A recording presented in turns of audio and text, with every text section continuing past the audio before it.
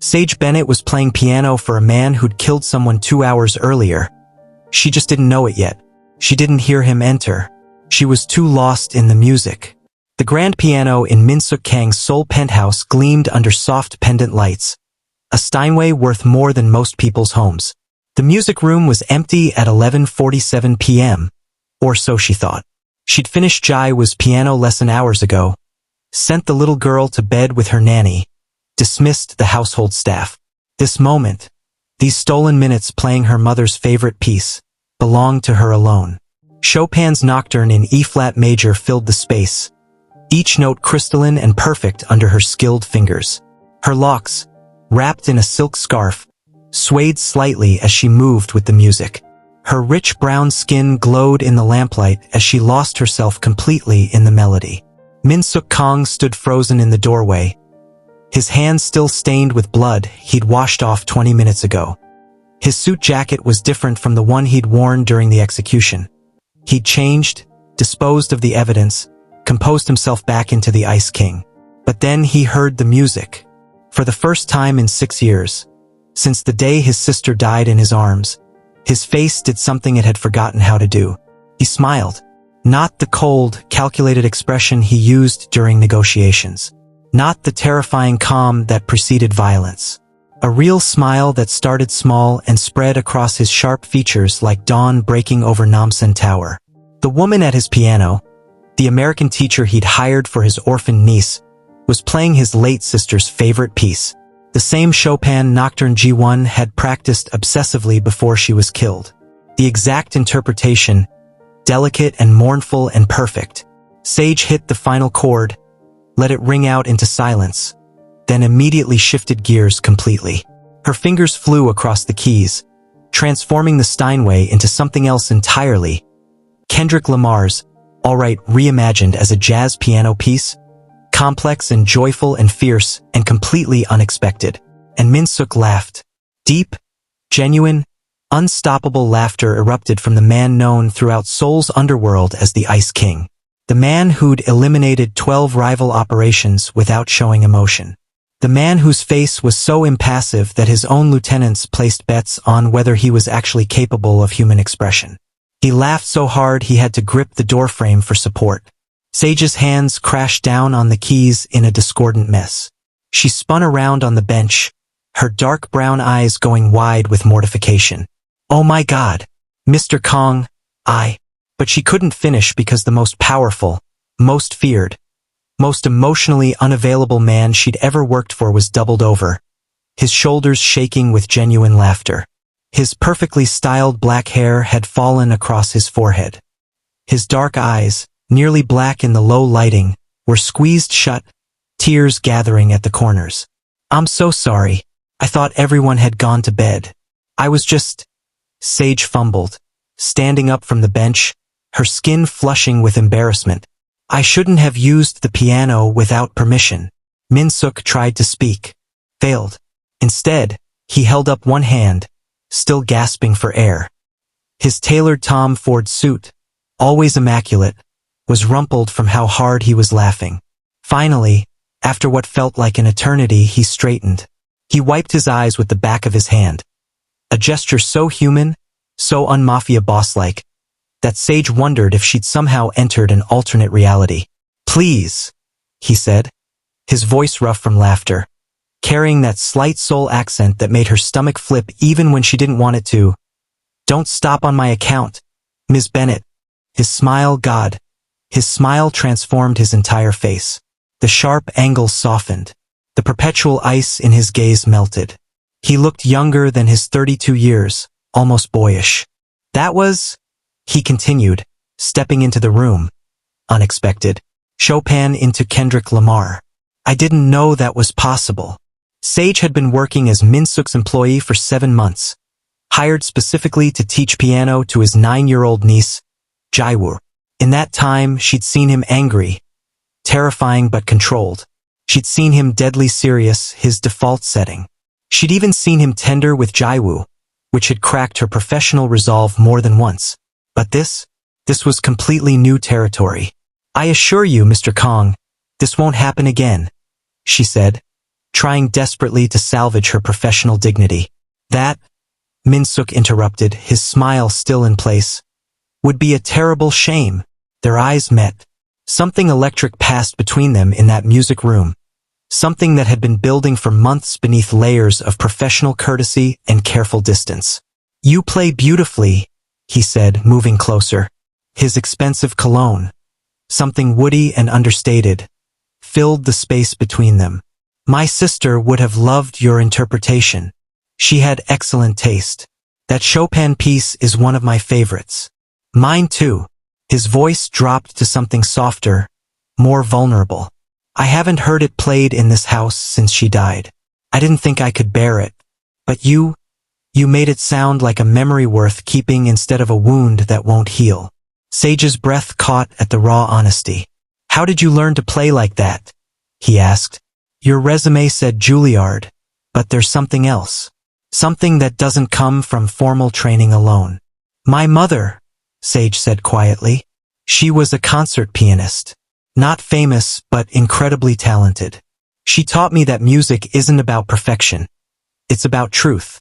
Every piece should tell a story." "What story were you telling tonight? The Chopin? Loss and acceptance." She paused. "The Kendrick?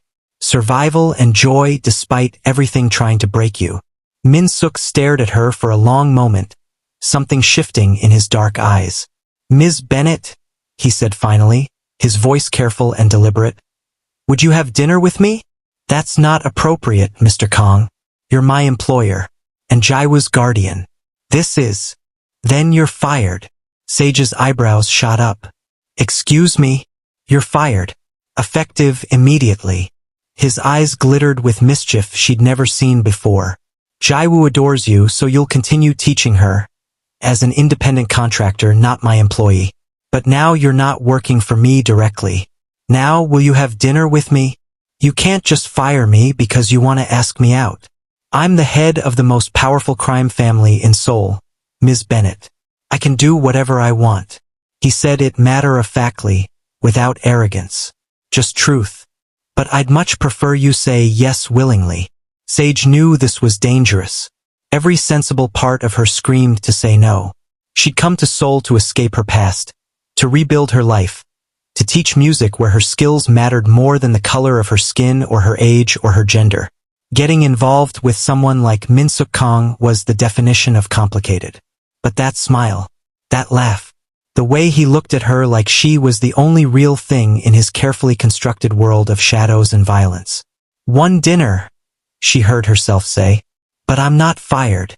I negotiated an excellent salary and Jiwoo needs consistency in her life." "Fair enough."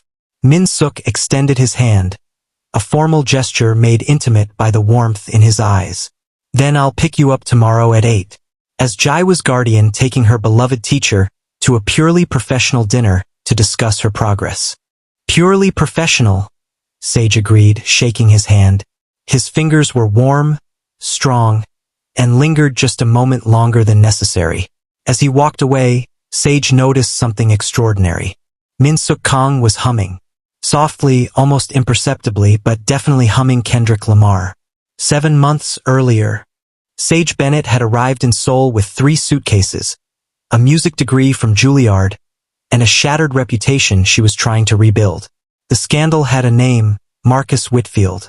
Her former mentor, former lover, former everything. Dr. Marcus Whitfield, celebrated music professor at Northwestern, Grammy-nominated composer, and, as she discovered 2 weeks before their engagement party, serial predator who'd been sleeping with his students for years. She'd been 24 when they'd started their relationship. He'd been 41, her graduate advisor, the man who controlled her academic future. He'd told her she was special, different, that what they had was real.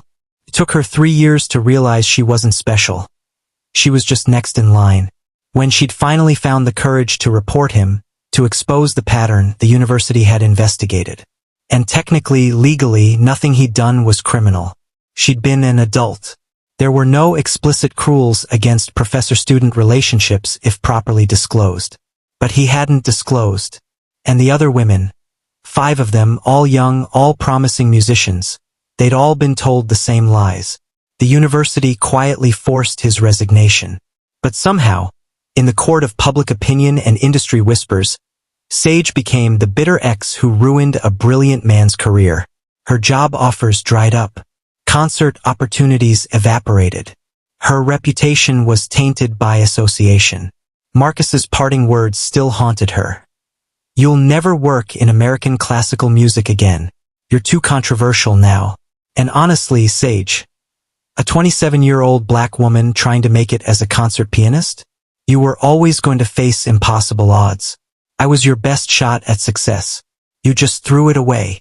So when the recruitment email came from an anonymous agency offering triple her salary to teach piano privately in Seoul, no questions asked, full discretion required, luxury accommodation included, she'd said yes before reading the fine print. The fine print turned out to be the Korean mafia. Her first 3 days in Seoul were a blur of jet lag and culture shock. The agency had arranged a small apartment in Gangnam, given her a week to settle in before starting her assignment. She'd spent her days exploring the neighborhood, trying to learn basic Korean, preparing herself mentally for whatever private teaching position actually meant. On her third night, she'd gotten lost. She'd been walking back from a late dinner in Itaewon, her phone GPS malfunctioning, the streets confusing in their similarity. She'd turned down what she thought was a shortcut to the main road. Instead, she'd walked into the middle of a massacre. The alley was narrow, dimly lit, filled with the copper smell of blood. For men lay on the ground, some moving weakly, some completely still. And standing over them, covered in blood, guns still in hand, Min-seok Kang. Their eyes met. Sage froze, her entire body locking up in primal terror. She couldn't scream, couldn't move, couldn't breathe. Min-seok's expression was absolutely flat, cold, empty. The face of a man who just killed for people and felt nothing. Then someone grabbed her from behind. Fifth man.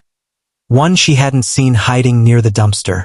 His arm wrapped around her throat, cutting off her air. A knife pressed against her ribs. "Let me go or the American dies," he said in Korean to Min-seok. Sage didn't understand the words, but she understood the tone. Understood the knife. Understood she was going to die in an alley in Seoul. 3 days after arriving, killed by men whose names she'd never know. What happened next took less than 3 seconds. Min-seok moved. One moment he was 10 feet away. The next he was there, a blur of controlled violence. His hand caught her attacker's wrist, twisted with surgical precision. The crack of breaking bone was loud in the quiet alley. The knife clattered to the ground. The man screamed.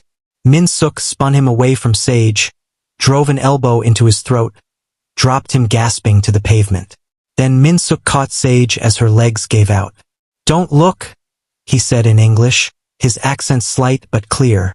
His arms were solid around her. "Close your eyes. Don't look at them." But she'd already seen. The bodies. The blood. The reality of what he was. You're going to kill me too," she whispered, trembling violently. No, his voice was certain. Calm. "You're Sage Bennett. You start work for me in 4 days. Teaching my niece piano." He tilted her chin up, forcing her to meet his eyes. "I'm Min-seok Kang, and I just saved your life. Do you understand?" She nodded, mute with shock. "These men," he continued, his tone matter-of-fact, "were sent by a rival organization to kill me. They failed. You witnessed it by accident. That's unfortunate, but not your fault." He released her chin. "My men are coming to clean this up. You have 2 choices. Come with me now, let me take you home safely. Forget you saw this. Or run. And hope they don't find you first to ensure your silence." It wasn't really a choice. "I'll come with you," she whispered. Smart woman. A black Mercedes appeared at the alley entrance within minutes. Like it had been waiting. Min-seok guided her into the back seat with surprising gentleness, his hand on her head to protect it from the door frame, like she was precious instead of a witness to murder. He slid in beside her. The driver said nothing, just pulled smoothly into traffic. "Where do you live?" Min-seok asked. She gave him the address with a shaking voice. The drive took 12 minutes. Min-seok didn't speak, but he also didn't let her spiral. When her breathing got too fast, he placed one hand on her shoulder. A warm, grounding weight. "Breathe," he said quietly. "In for 4 counts. Hold for 4. Out for 4. You're safe. I won't let anything happen to you." She followed his instructions. Her panic slowly subsided. When they reached her building, he walked her to her door. "Lock this," he said. "Don't open it for anyone except my driver when he comes to collect you in 4 days. His name is Juno. I'll send you his photo." He paused. "What you saw tonight, that's my world. It's violent. It's dangerous. But I keep my people safe. You're my people now. Do you understand?" "Why?" The word escaped before she could stop it. "Why save me?" Something flickered in his cold expression. Too fast to identify. "Because," he said simply, "you're going to help me save someone much more important. My niece. She hasn't spoken in years. Every teacher I've hired has failed. But your credentials, your approach, you're different. She needs you." His dark eyes held hers. "And I protect what's mine." Then he was gone, disappearing into the night like a ghost. Sage had locked her door, collapsed on her bed, and cried for 2 hours. But 4 days later, when Juno arrived to collect her, she'd gotten in the car, because Min-seok Kang had saved her life. And now she owed him. The penthouse was stunning, modern, minimalist, all clean lines and expensive art. But Sage barely noticed. She was too busy trying to calm her racing heart. Min-seok was waiting in the music room. He looked different than he had in the alley. No blood, expensive suit perfectly tailored, hair styled, every inch the sophisticated businessman. But his eyes were the same, cold, assessing. Beside him stood the smallest, saddest little girl Sage had ever seen. Jiwoo Kang, 9 years old, with long dark hair and her uncle's dark eyes. She stood rigidly, her face completely expressionless, her small hands clenched at her sides. "Ms. Bennett," Min-seok said without preamble. "Your credentials say you can teach advanced piano to traumatized children. Prove it." "No welcome. No small talk. Just an expectation." One of the suited men behind Min-seok added, "The child hasn't spoken in years, since her mother's death. Good luck."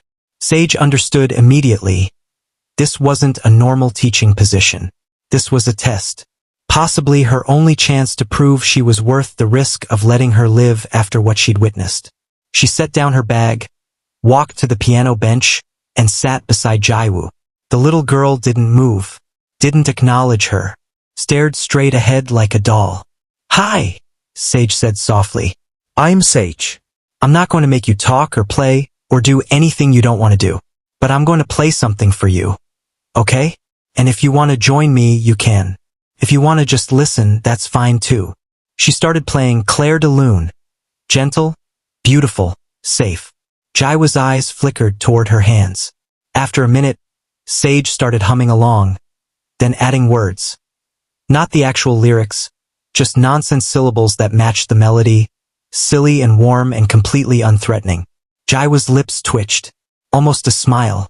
Sage transitioned smoothly into Twinkle Twinkle Little Star, but played it like a jazz improvisation, adding runs and variations and unexpected harmonies that made it interesting, sophisticated, playful.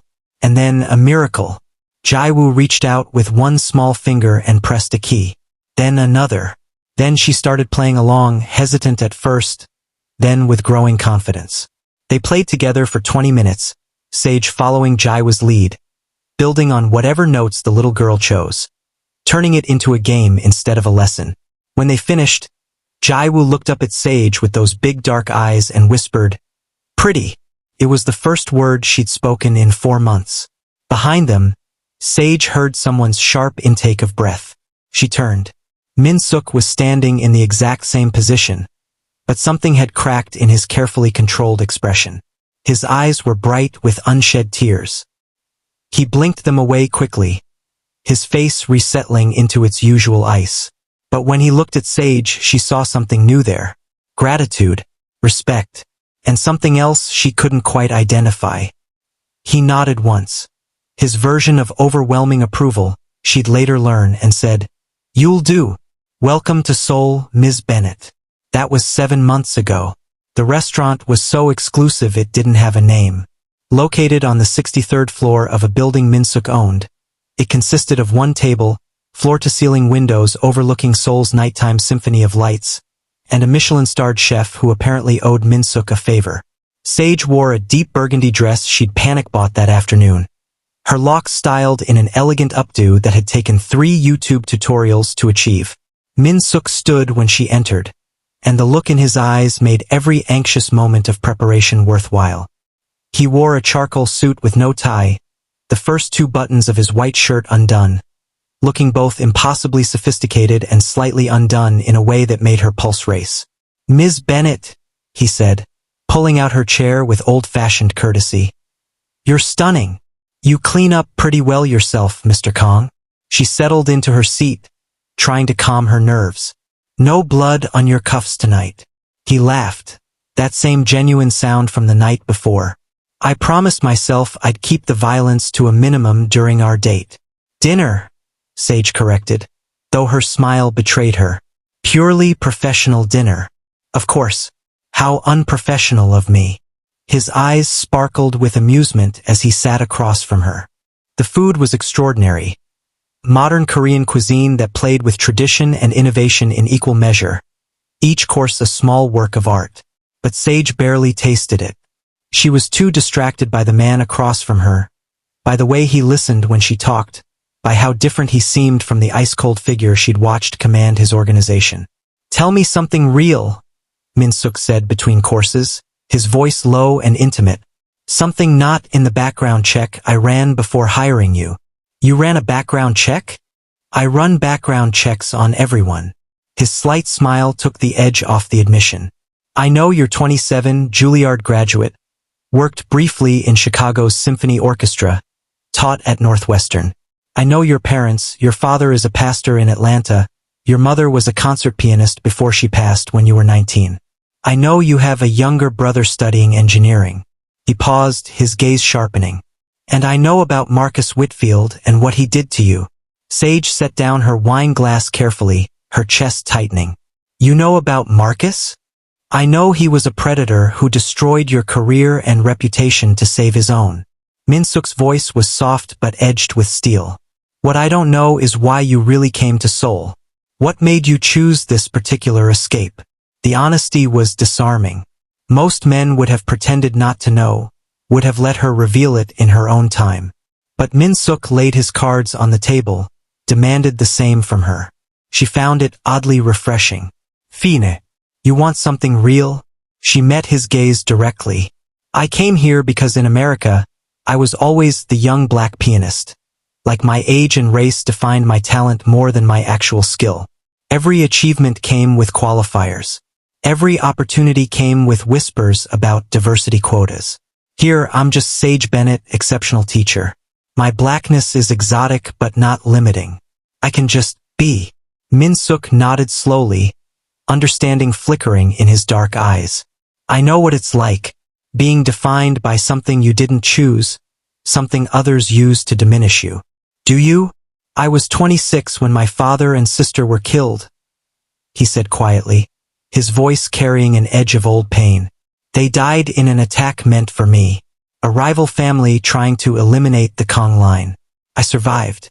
They didn't." He paused, his jaw tightening. "I was 24 when I inherited an empire I'd been running from my entire life. My choice was lead or watch everything my family built be destroyed. Watch my 3-year-old niece orphaned with no protection. Some choice.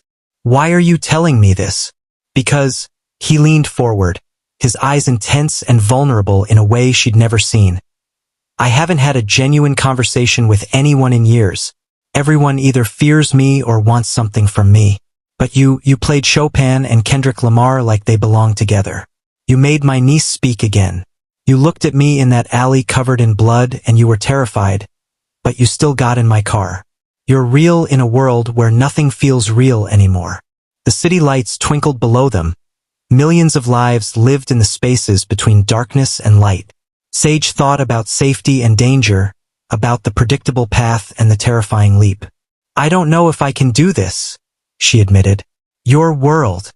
Then let me show you, Min-seok interrupted, reaching across the table. His hand lay palm up between them, an offering. Let me show you my world isn't just darkness. Let me show you the people I protect, the balance I maintain. I'm not asking you to accept everything. Just see me. The whole truth. Sage looked at his hand, at the scars on his knuckles that told stories of violence she might never fully understand.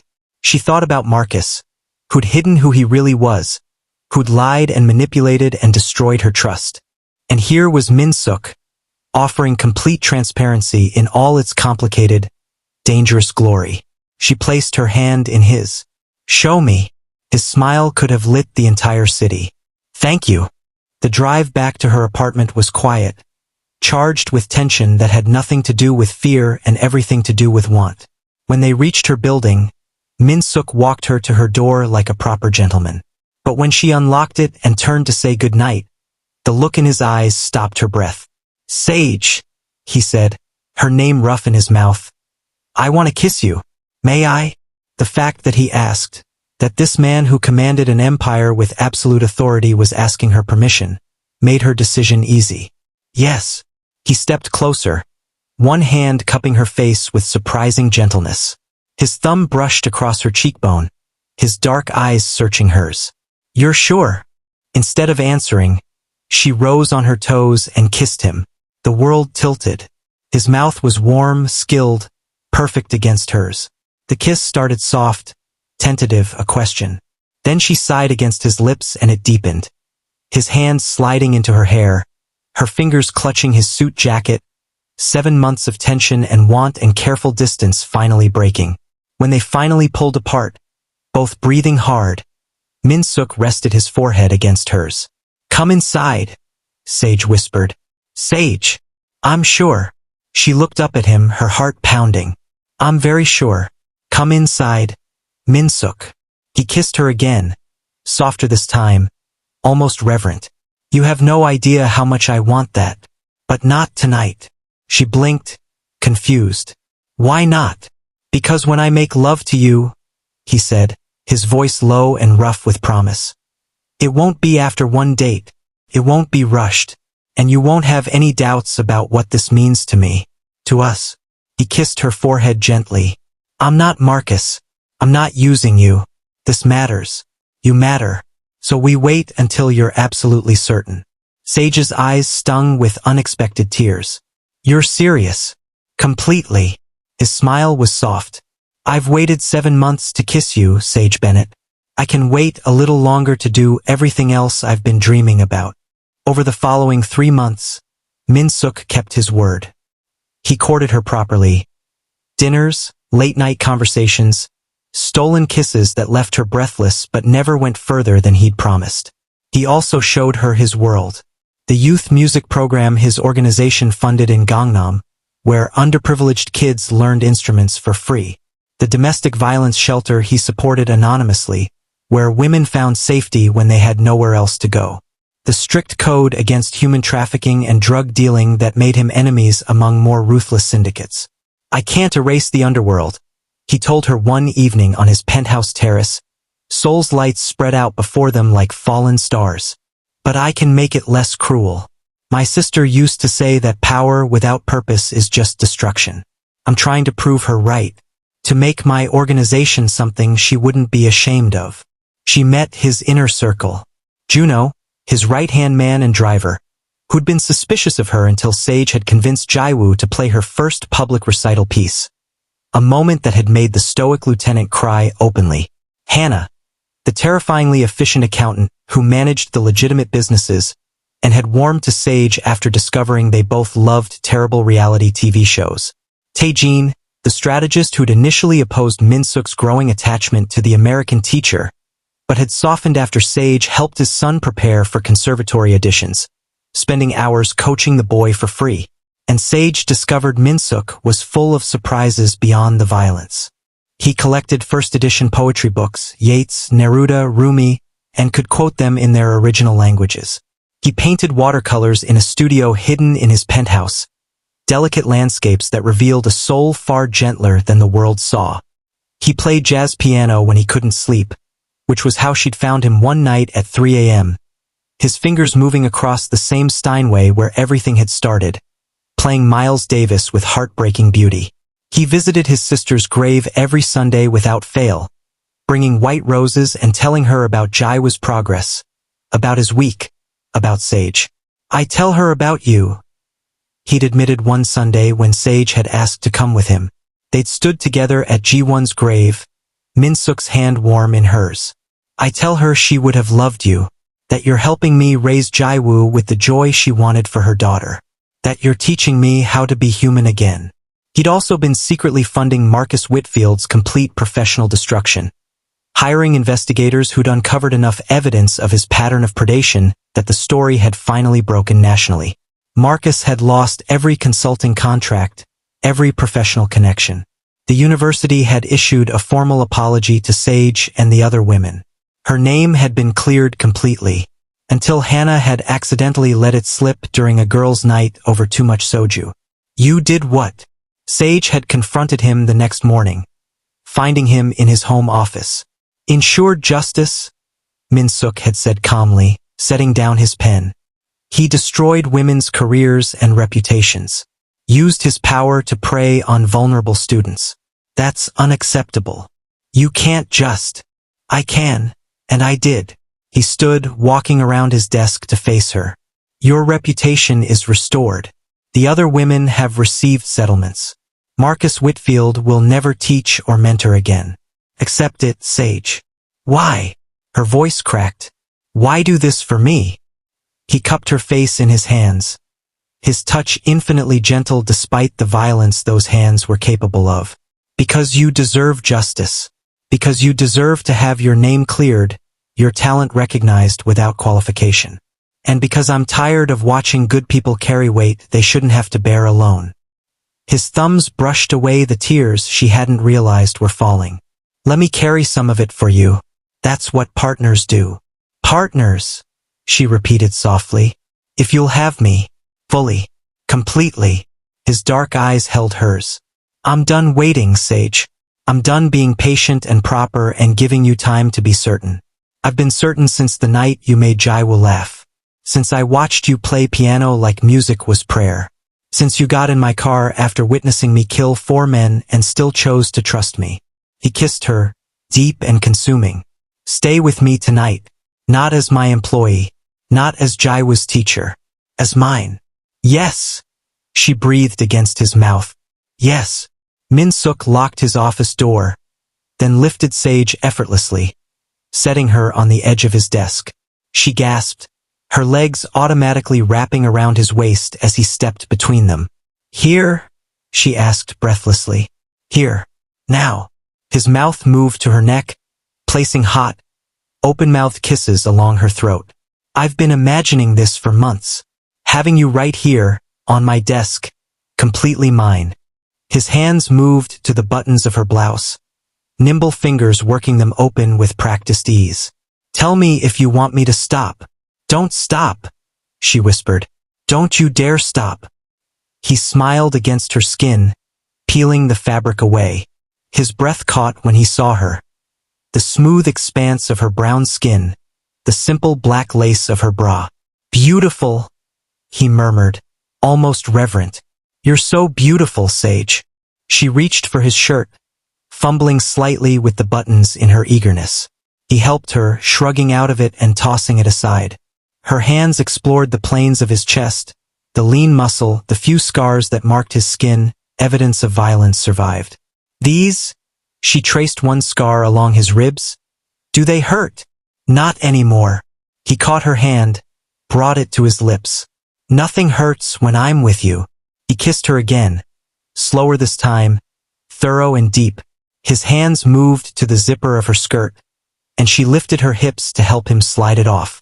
Then it was skin against skin, heat and want, and 7 months of restraint finally breaking. "Tell me what you want," he murmured against her ear, his hand sliding up her thigh. "You," she gasped. "Just you. All of you. You have me." His fingers found the edge of her panties, teasing. You've had me since the moment you played Kendrick Lamar on my piano and made me remember what joy felt like when he finally touched her, really touched her.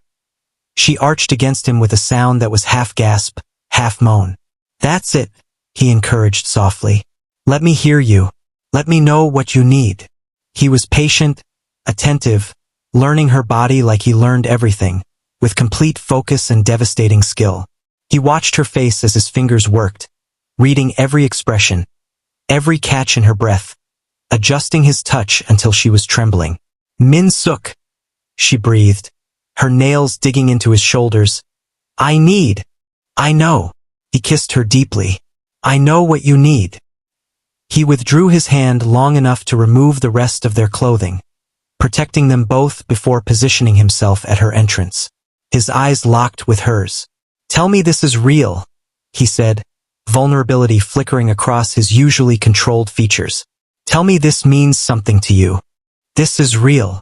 She cupped his face, holding his gaze. This means everything to me. You mean everything to me. He entered her slowly, carefully, giving her time to adjust. She wrapped her arms around his neck, burying her face against his shoulder as he filled her completely. Okay? He asked, his voice strained with the effort of holding back. Perfect, she breathed. You're perfect. He started to move, slow at first, establishing a rhythm that made her gasp and cling to him. His mouth found hers, swallowing her moans as he thrust deeper, harder, the desk creaking slightly beneath them. Sage. He groaned against her lips. God, Sage. She met him movement for movement, her body learning his, finding the angle that made stars burst behind her eyelids. His hands slid between them, fingers finding that sensitive bundle of nerves, and she shattered, crying out his name as pleasure crashed through her in waves. He followed moments later, burying his face in her neck as he came, his whole body trembling with release. They stayed like that for a long moment, wrapped around each other, breathing hard, hearts pounding in sync. Finally, Min-seok pulled back enough to look at her. His hand came up to cup her face, thumb brushing across her kiss-swollen lips. I love you, he said simply. I'm in love with you, Sage Bennett. Tears gathered in her eyes. I love you too. He kissed her softly, tenderly, completely different from the passion moments before. Stay tonight, he murmured. Stay with me. Let me hold you. Make love to you properly in my bed. Wake up with you in my arms. Yes, she whispered. Always yes.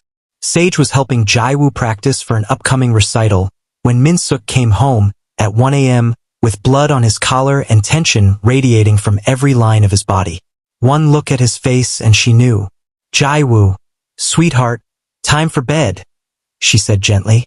The little girl, who'd grown so much in 11 months, who laughed freely now and called Sage Auntie Sage, pouted, but I want to show Uncle the new song.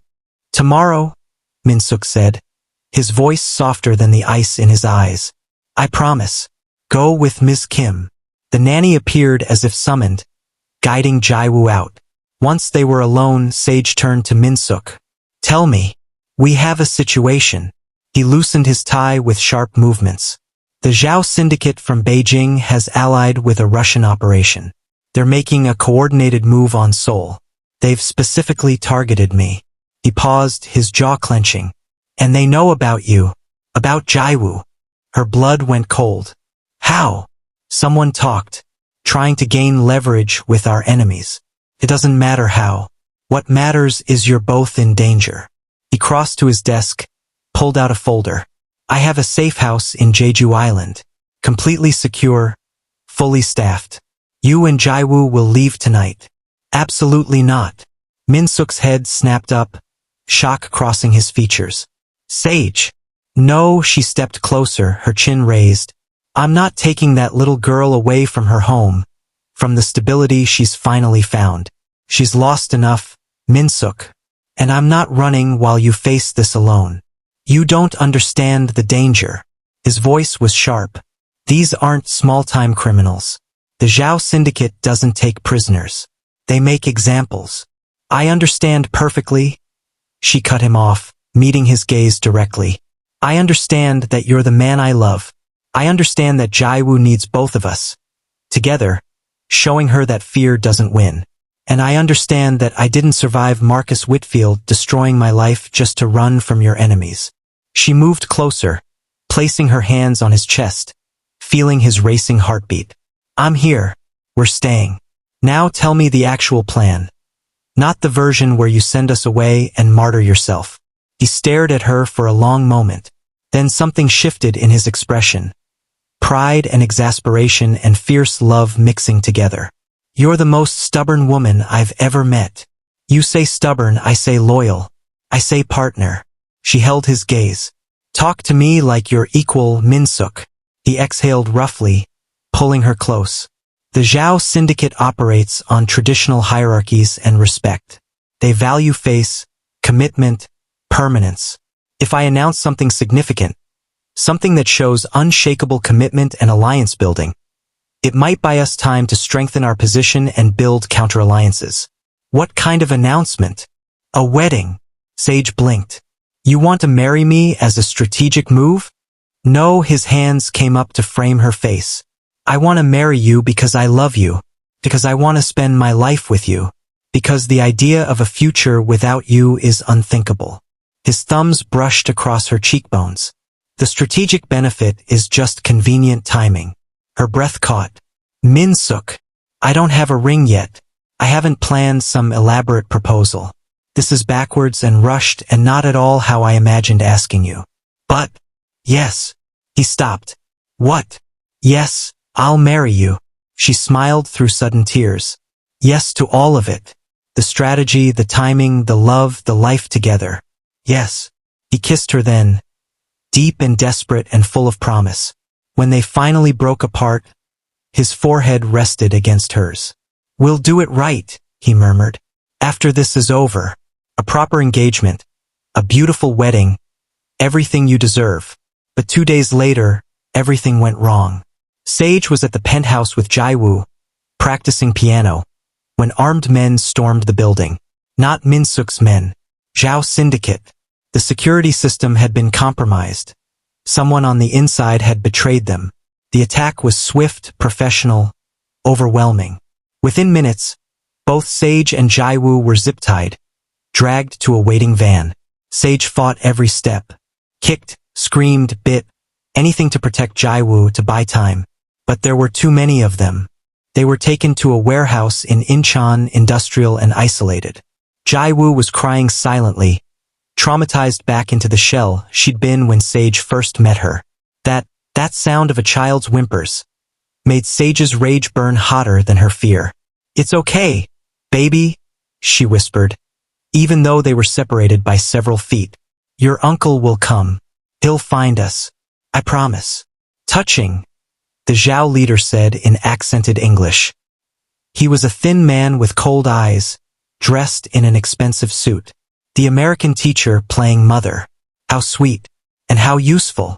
He crouched in front of Sage, his smile sharp. Kang Min-seok is notoriously difficult to negotiate with. But now we have proper leverage. His woman and his sister's child. He'll give us anything we want. You don't know him very well, Sage said coldly. He doesn't negotiate with people who threaten children. We'll see. 45 minutes later, the warehouse door opened. Min-seok walked in alone. He looked exactly as he had that night in the alley 11 months ago. Face absolutely flat, eyes empty and cold, every inch the Ice King. But Sage could see the barely contained violence radiating from every line of his body. The rage held in check by sheer force of will. Let them go, he said in Mandarin, his voice deadly calm. Your issue is with me. Our issue, the Zhao leader responded, is that you've been impossible to negotiate with. Now we have proper motivation. He gestured to Jiwoo, who was trembling. Your sister's child. And your woman. Such precious things. Min-seok's eyes flickered to Sage, to Jiwoo. Something terrible crossed his face. Love and fear and absolute fury. Name your terms. 40% of Seoul's port operations. Immediate transfer. Sage's eyes went wide. That was tens of millions in annual revenue. Control over a major piece of his empire's infrastructure. Done. The Zhao leader smiled, victorious. See? Reasonable when properly motivated. He nodded to his men. Release them. Someone cut Sage and Jiwoo's zip ties. Jiwoo immediately ran to her uncle, who caught her with one arm while keeping his eyes locked on the Zhao leader. Sage stumbled toward them, and Min-seok pulled her against his side, protective despite the danger surrounding them. One more condition, Min-seok said, his voice dropping to something absolutely terrifying. You will never touch them again. Spread word through every organization from Beijing to Vladivostok that Sage Bennett and Jiwoo Kang are untouchable. Because if anyone harms them, if anyone even threatens them, I will burn your operations to the ground. I will kill everyone you love. I will destroy everything you've built and make sure your name is forgotten. Personally, the temperature in the warehouse dropped 10 degrees. Are we clear? The Zhao leader's smile faded, genuine fear flickering in his eyes. Clear. Good. Min-seok turned to leave, Jiwoo in his arms, Sage tucked against him. They were almost to the door when he stopped. Actually, one more thing. He carefully set Jiwoo down, whispered something in Korean that made her cover her ears and close her eyes. Then he dropped to one knee right there on the concrete warehouse floor, surrounded by armed criminals and the aftermath of violence. Sage Bennett, he said, pulling a small box from his jacket pocket. Sage's breath stopped. I had planned to do this properly, he continued, his voice steady despite the absolute insanity of the situation. Maybe in the music room where you first made me laugh. Maybe over dinner at that restaurant where I first told you I loved you. Definitely not in a warehouse after a hostage situation. Despite everything, the fear, the trauma, the guns still trained on them, Sage felt tears gathering. But watching you just now, seeing you protect Jiwoo without flinching, refusing to run even when I begged you to, fighting back even when you were terrified. I can't wait. I won't wait. He opened the box. The ring was stunning. A deep blue sapphire surrounded by diamonds, set in platinum. The sapphire was the exact color of the dress she'd worn on their first date. You've taught me how to feel human again, Min-seok said, his voice rough with emotion. You've given me back music and laughter and the parts of myself I thought I had to bury forever. You made my niece remember how to be a child again. You make me want to be better than what this world demands. He pulled the ring from the box. I know what I'm asking isn't fair. I know my world is violent and dangerous and nothing you ever wanted. I know I can't promise you safety or normalcy or any of the things you deserve. But I can promise you honesty, loyalty, partnership, and love that will never waver. I see exactly who you are, Sage Bennett. Every stubborn, brilliant, beautiful part of you, and I love it all. His dark eyes held hers. Will you marry me? Will you be my wife? Jiwoo's ama in every way that matters. My partner. My light in all this darkness. Sage was crying now, fully and openly. You're proposing during a kidnapping? The Zhao syndicate has terrible timing. A ghost of his usual smile crossed his face. Stand up, you ridiculous man. He did, and she threw her arms around his neck, kissing him hard. Yes, she said against his mouth. Yes, I'll marry you. I'll be your wife. I'll be Jiwoo's ama. I'll play piano at midnight and make you laugh and protect that little girl with everything I have. Yes to all of it, forever. He slipped the ring on her finger, perfect fit, of course. Min-seok Kang didn't do anything halfway. Then he kissed her, soft and deep and full of promise, while Jiwoo peeked through her fingers and smiled for the first time since being taken, and hardened criminals tried very hard not to look moved. When they finally pulled apart, the Zhao leader actually clapped slowly. That was either the bravest or most insane thing I've ever witnessed. Both, Min-seok agreed, his arms still around Sage. Now about that paperwork. The wedding took place at the Shilla Hotel, one of Seoul's most prestigious venues. Min-seok had secured the entire property for 3 days.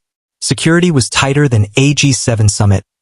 Understandably, since half the guests were crime lords from various Asian organizations, and the other half were Sage's completely oblivious family who thought Min-seok was a real estate developer.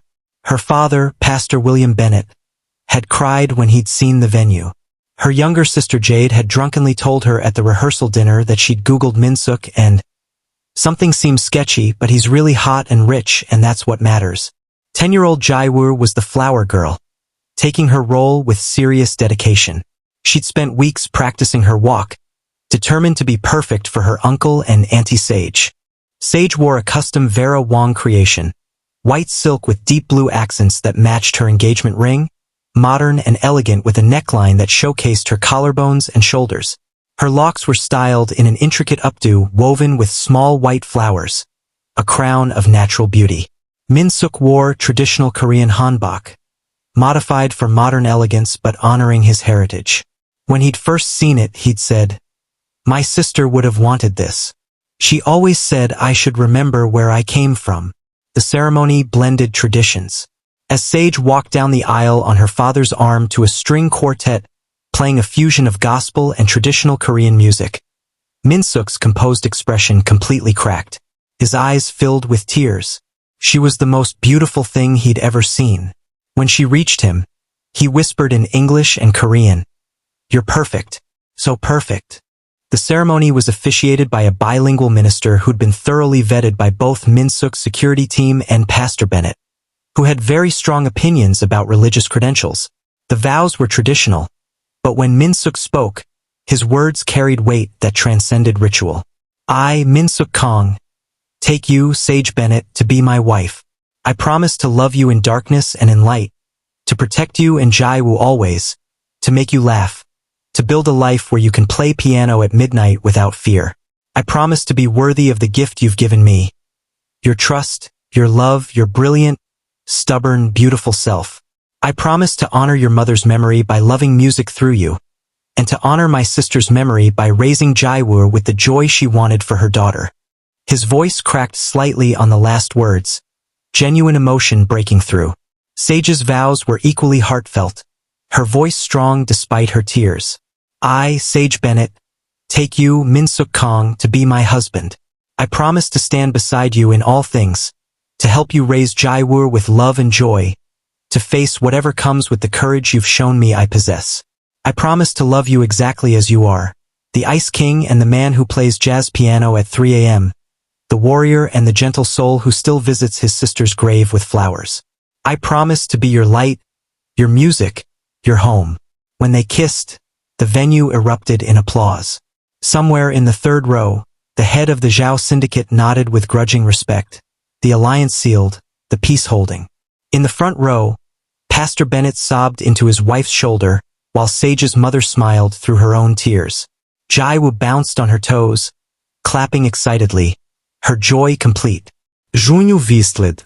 Hannah checked her phone, probably tracking some international transfer, but smiled genuinely. Taejin actually laughed. The reception was extraordinary. Min-seok had hired both a traditional Korean band and a DJ who somehow made K-pop and American R&B flow seamlessly. There were toasts in 3 languages. The food was a fusion feast honoring both cultures. Korean barbecue alongside Southern comfort food. Kimchi next to collard greens. A perfect marriage of their worlds. But the best moment came during the couple's first dance. As they swayed to At Last by Etta James, Min-seok pulled Sage close and whispered, "Thank you." "For what?" "For choosing me. For choosing this complicated, dangerous, beautiful life with me." "Thank you for seeing me," she countered. "For loving every part of me. The black, the American, the stubborn, the pianist, all of it. For making me feel like I finally found home."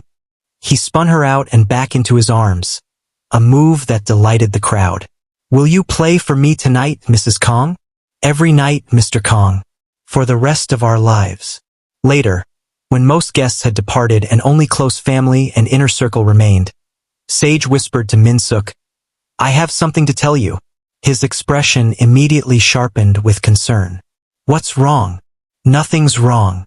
She took his hand, placed it gently on her stomach. "Everything's right. We're pregnant. About 8 weeks. Min-seok froze completely. His eyes went wide, his mouth opening but no sound coming out. We're, he couldn't finish. We're having a baby, she confirmed, smiling through happy tears. He dropped to his knees right there, pressing his forehead against her stomach through the silk of her wedding dress. Hello, little one, he whispered in Korean, then English. I'm your appa. Your ama is the most extraordinary woman in the world. You already have a big sister who can't wait to meet you. And you're so loved. Sage ran her fingers through his hair, her own tears falling freely. You're happy. He looked up at her, and his expression was everything. Happy doesn't begin to cover it. Terrified, amazed, grateful. His voice broke. We're going to be parents, Sage. We created life.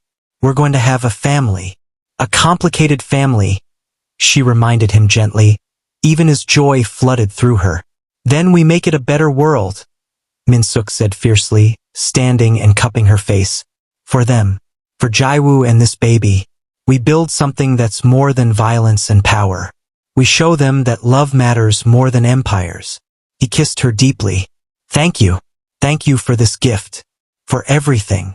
The presidential suite was stunning. Floor-to-ceiling windows overlooking Seoul's nighttime lights. A massive bed covered in white silk. Candles lit throughout the space creating an intimate glow. Min-seok carried Sage across the threshold. Tradition honored even in their unconventional life. He set her down gently, his hands lingering on her waist. My wife, he said softly, wonder in his voice. You're my wife now. And you're my husband. She reached up to cup his face. Finally, he kissed her slowly, reverently, taking his time. His fingers found the zipper of her dress, sliding it down with practiced ease. I've been thinking about this moment all day, he murmured against her lips. Watching you walk down that aisle, saying those vows, dancing with you, he groaned softly. It took everything in me not to just steal you away hours ago. Well, you have me now. The dress pooled at her feet, leaving her in delicate white lace lingerie. All night. Forever. His breath caught, eyes darkening with want as he looked at her. Beautiful. So beautiful. She helped him out of his hanbok, revealing the lean muscle beneath, the scars she'd learned to love. Her hands explored his chest, his shoulders, relearning the landscape of his body. Bed, he said roughly, lifting her again. He laid her down on the silk sheets with surprising gentleness, then covered her body with his skin against skin, heat and love and promise. I love you, he said, kissing her deeply. I love you so much, Sage. Show me, she whispered. Make love to your wife. He did, slowly, thoroughly, worshipping every inch of her with his hands and mouth. He took his time, building her pleasure with patient skill, learning what made her gasp, what made her arch against him. When he finally moved between her thighs, positioning himself at her entrance, he paused. Are you sure? The baby. The doctor said it's completely safe. She pulled him closer. I need you, Min-seok. I need my husband. He entered her slowly, carefully, his eyes locked with hers. She wrapped her legs around his waist, taking him deeper, both of them sighing at the perfect fit. Okay? He asked, holding still despite the effort it clearly cost him. Perfect, she breathed. You're perfect. He started to move slow, deep strokes that made her moan. His mouth found hers, swallowing her sounds as he thrust harder, the rhythm building. Touch yourself, he murmured against her lips. I want to feel you come around me. She obeyed, her hand sliding between their bodies. The added sensation made her cry out, pleasure building rapidly. That's it, he encouraged, his voice rough. Let go for me, my love. Let me feel it. She shattered, his name a prayer on her lips as her orgasm crashed through her. He followed moments later, burying himself deep as he came, groaning into her neck. They stayed connected for a long moment, hearts pounding together, breathing synchronized. Finally, he rolled to the side, pulling her with him so she was tucked against his chest. His hand moved to rest on her still flat stomach. Our baby, he whispered in wonder. We made a baby. We did. She kissed his chest. You're going to be an amazing father. I'm going to try. He kissed the top of her head. I'm going to give both our children everything. Safety, love, joy, the freedom to be whoever they want to be. We'll do it together, she corrected. Partners, remember? Partners, he agreed. Always. Sage Kang stood in the penthouse music room, reviewing sheet music for Jiwoo's upcoming conservatory audition, when she heard the familiar sound of tiny feet running. Amma! Amma! Their daughter Mira burst into the room, her dark curls bouncing, her eyes the same color as her father's, bright with excitement. At 16 months old, she was already showing signs of perfect pitch, humming along whenever anyone played piano. What is it, baby? Appa singing. Sage's eyebrows shot up. Appa is what?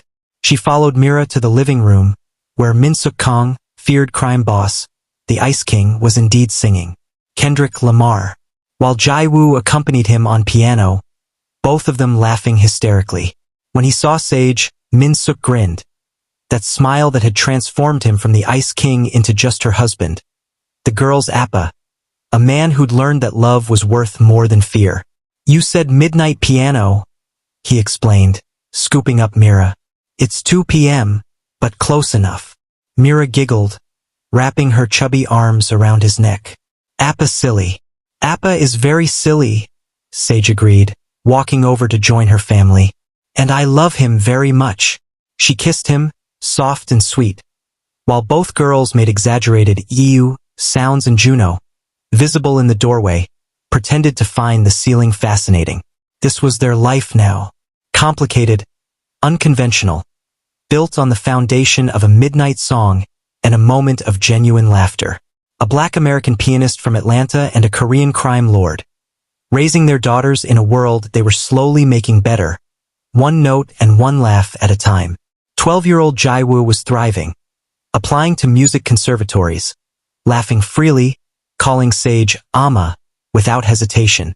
The trauma of losing her mother would always be part of her story, but it no longer defined her. Little Mira was a whirlwind of joy and determination, already showing signs of her parents' stubbornness. And Min-seok, the Ice King, had melted completely, at least within these walls. Outside, he was still feared, still powerful, still maintaining the delicate balance of Seoul's underworld. But here, he was just Appa, just husband, just a man who loved his family more than anything. Play with us, Amma? Jiwoo demanded, patting the piano bench beside her. So Sage did. Right there in the living room, while security guards tried not to smile, she played piano while her husband sang off-key and their daughters danced. And Min-seok laughed. That beautiful, genuine sound that had started everything. Because love, they'd learned, wasn't about perfect circumstances or simple choices. It was about finding someone who made you remember how to be human. Someone who played music. Someone who laughed. Someone who chose you, complications and all. I love you, Min-seok whispered over Myra's curly head, his eyes finding Sage's. I love you too, Sage whispered back, her heart full. Forever. Forever, he agreed. And somewhere in Seoul, in the spaces between darkness and light, between violence and healing, between fear and laughter, their love story continued. Imperfect, complicated, and absolutely worth it.